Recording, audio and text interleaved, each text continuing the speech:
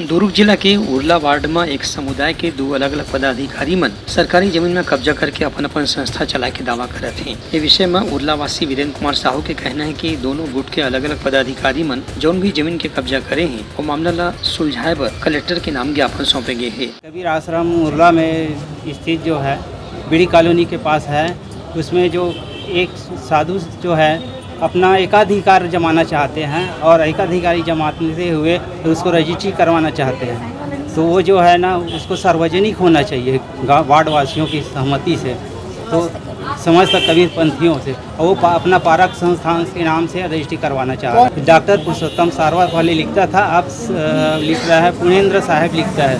वो साधु चोला पहन चुका है इसके कारण, और उसी के आधार पे वो बहुत जगह से डोनेशन वगैरह लेते हुए अपना कबीर पारक संस्थान को ज़्यादा श्रेय देना चाहते हैं। हम लोग चौका आरती को ज़्यादा श्रेय देना नहीं चाहते हैं। हम लोग चाहते हैं हमारे चौका आरती को जगह मिलना चाहिए वहाँ पे, और श्रेय भी मिलना चाहिए। हम लोग जितना भी वहाँ पे ग्रामवासी हैं समस्त 100% हम लोग चौका आरती बांटते हैं कबीरपंथी का। स्थानीय उरला वार्ड के नागरिकन के कहना है कि उमला विवाद से कोनो मतलब नहीं है। संस्था के और समाज के काम लोगों के तरक्की पर और फायदा पर होना चाहिए, लोगों के भला होना चाहिए, यही उनका उद्देश्य है।